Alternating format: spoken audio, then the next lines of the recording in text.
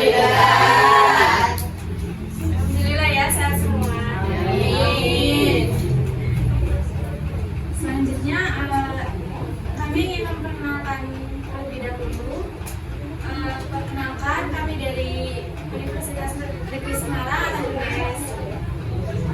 Kami juga dari jurusan Geografi dan Sastra Indonesia.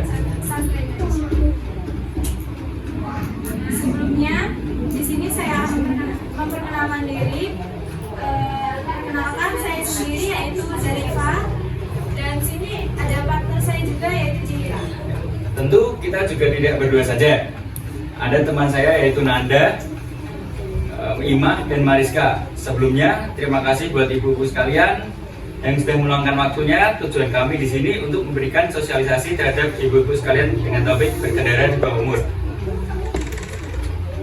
Berkendara di bawah umur, mengapa harus dihindari, dari bagaimana caranya? Apakah ibu-ibu tahu bahwa berkendara di bawah umur adalah salah satu penyebab utama kecelakaan lalu lintas di Indonesia? Menurut data Kementerian Perhubungan pada tahun 2022 terdapat 1.234 korban meninggal dunia akibat kecelakaan yang melibatkan pengendara di bawah umur.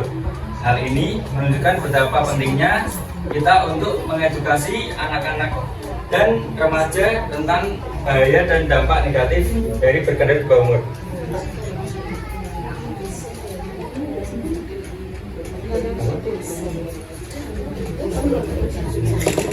Berkendara di bawah umur bukan hanya melanggar hukum, tetapi juga membahayakan dari diri sendiri dan orang lain. Anak-anak dan remaja yang berkendara di bawah umur belum memiliki kemampuan untuk pengalaman dan yang cukup untuk menghadapi situasi di jalan raya. Mereka juga cenderung lebih mudah terpengaruh oleh teman-teman mereka yang melakukan hal-hal yang berisiko, seperti ngebut, menerobos lampu merah, dan tidak memakai helm. Semakin berkembangnya zaman, banyak sekali anak-anak di bawah umur mengendarai motor dengan alasan efisien, agar lebih gaul dan tidak merepotkan orang tua. Tetapi semua alasan itu membahayakan dirinya sendiri, karena anak-anak di bawah umur dianggap belum mampu mengendarai sepeda motor dengan baik dan sesuai dengan aturan. Banyak anak-anak mengendarai sepeda motor dengan ugal-ugalan tanpa menggunakan helm dan tidak memiliki SIM. Di sini peran orang tua sangat penting bagi tumbuh kembang anak, karena semua perilaku anak harus di bawah pengawasan orang tua. Menurut saya, belum sewajarnya anak di bawah umur mengendarai motor, karena untuk pergi ke sekolah seharusnya diantar oleh kedua orang tua atau menggunakan sepeda, sehingga keamanan anak terjaga. Tetapi tidak semua orang tua mengutamakan keselamatan anaknya, karena semuanya berpikir praktis. Selanjutnya tadi kan sudah dipaparkan mengenai latar belakang bagaimana bahayanya berkendara motor di bawah umur. Nah, saya akan menjelaskan faktor-faktor apa aja sih yang membahayakan berkendara di bawah umur.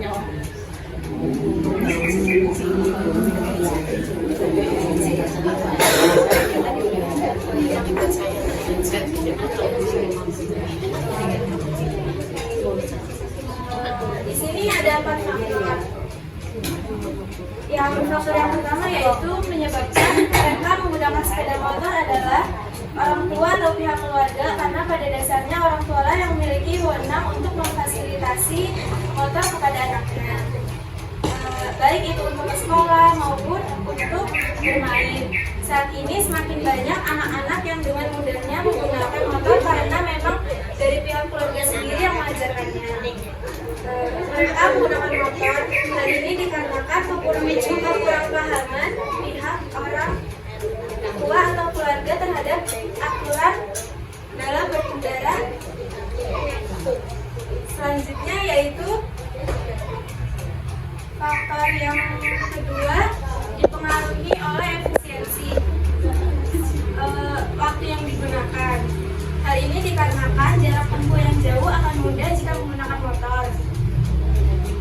Bahkan penggunaan sepeda motor dianggap lebih ekonomis dibandingkan dengan menggunakan kendaraan umum. Faktor yang ketiga yaitu mempengaruhi banyaknya pengendara sepeda motor di bawah umur adalah faktor bisa juga dari temannya. Teman sebaya. Salah satu faktor yang mempengaruhi seorang individu untuk melakukan perilaku yang menyimpang dalam masyarakat.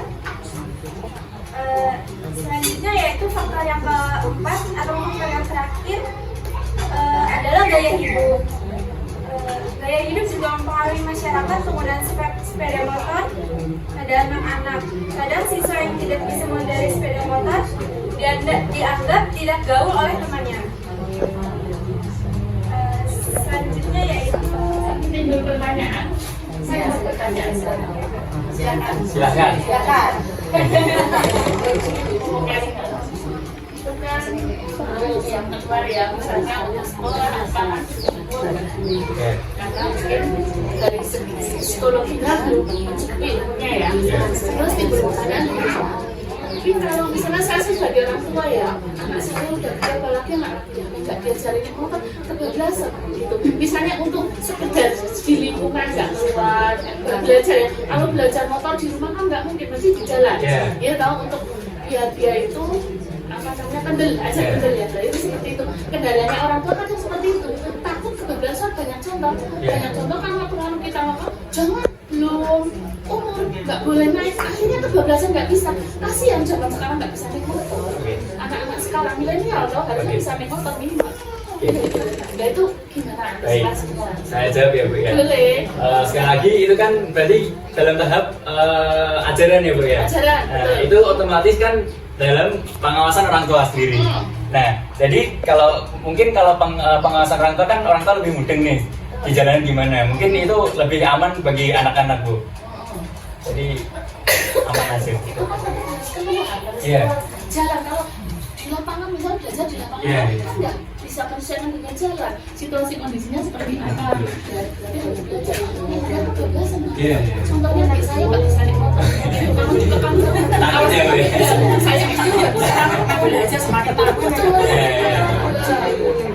Seperti itu. Jadi untuk itu masih dalam tanda kutip boleh. Boleh karena dalam pengawasan Bu. Yang ngajarin juga mudeng soalnya. Di jalan Iya kan super hati-hati belajar. malah makin takut ya Bu. Iya. Jalan keluar situ ya manut kan manut. Soalnya ya seperti itu orang tua kekhawatiran untuk zaman sekarang. Iya. Cara mau mencoba belum konoran. Sudah boleh. Boleh. Kalau dalam pengawasan. Pengawasan orang tua. Oke, ya sudah. Saya cukup sekian. Siap, terima kasih Bu. Sama-sama. Lanjut. selanjutnya boleh saya lanjut. Selain ada faktor itu juga ada contoh kasusnya. Contoh kasus yang pertama yaitu seorang anak berusia 15 tahun yang mengendarai motor menabrak seorang wanita berusia 40 tahun.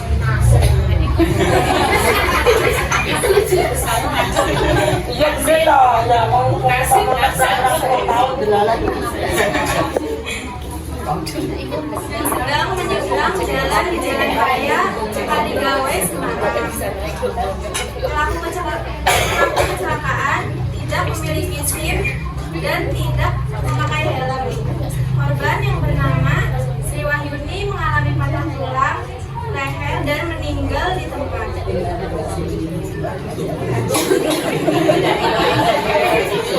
Asik ya Mbak. Orang asik itu nggak jalan kaki aja nggak bisa. Sekarang paman 70-an tahun yang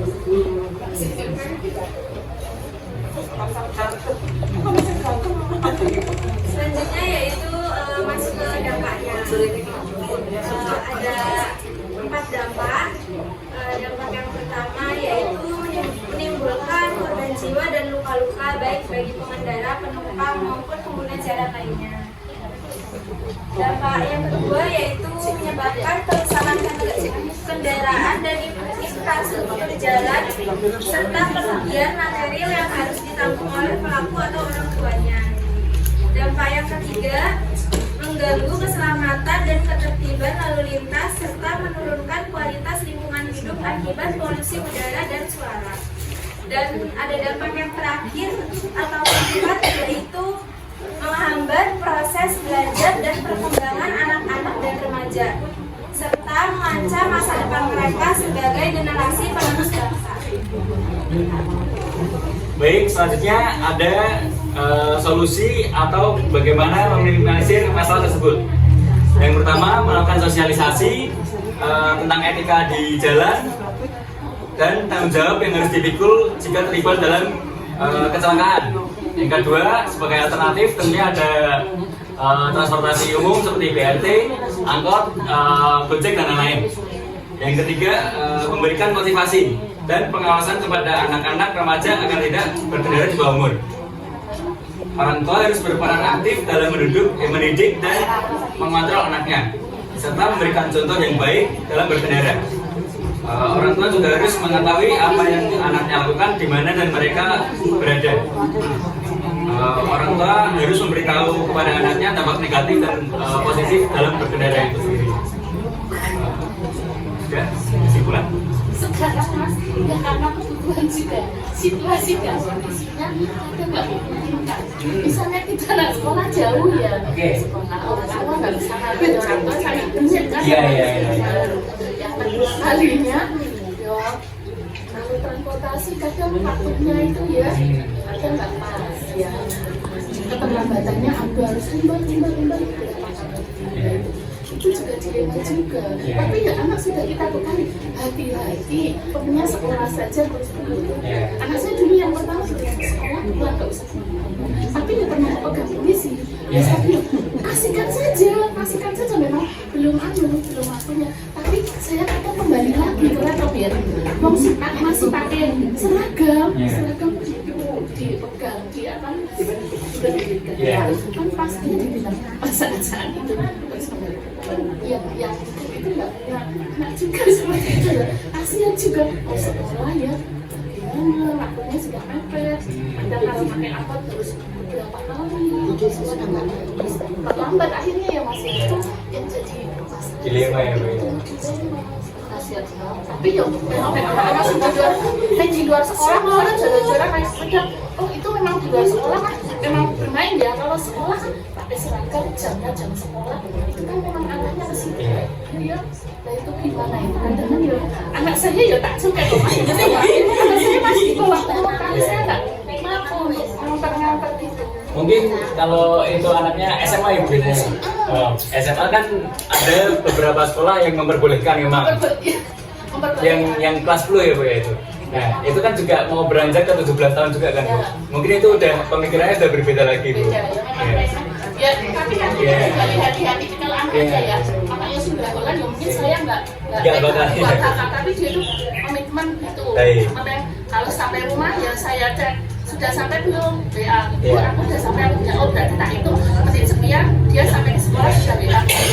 Tapi ya salah ya Mas ya sebenarnya. Ada salahnya juga Bu. Tapi kalau dilihat dari umur kan sudah menuju dewasa juga Bu. Menuju. Maksudnya emosinya lebih bisa dipendam gitu Bu. Kalau SMP kan masih ada berapi-apinya Bu. Emosi itu sebenarnya nggak dari umur loh. Ada umur masih dini ya masih belum kayak saya. Tapi kadang bisa dikendalikan. Yang sudah kan dikendalikan. Orang sih bener naik motor udah. Usia lah lumayan. Seperti itu.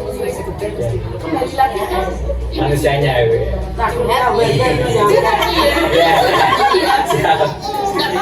Santai Bu. Sebenarnya kan sudah belajar, saya belum belajar ya. Iya. Sama-sama belajar.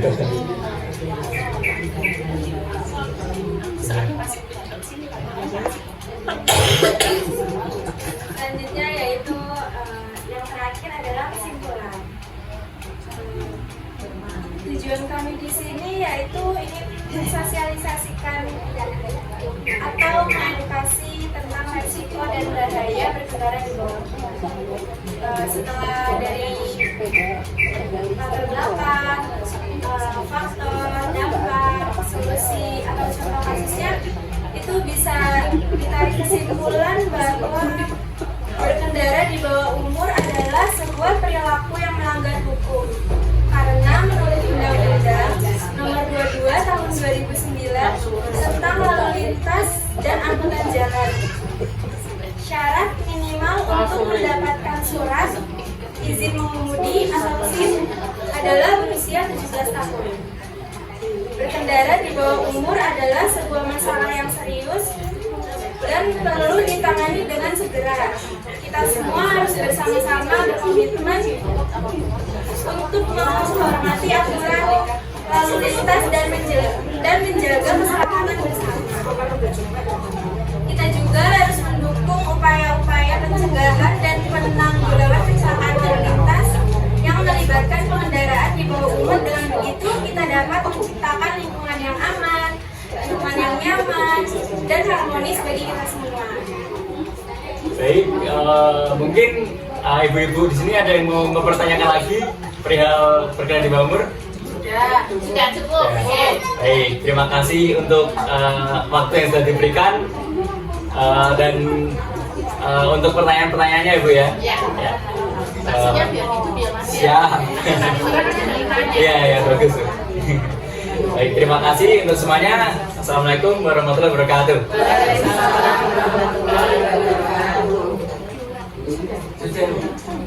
Terima kasih atas sosialisasinya dari Mbak dan Mas Ines. Acara selanjutnya ada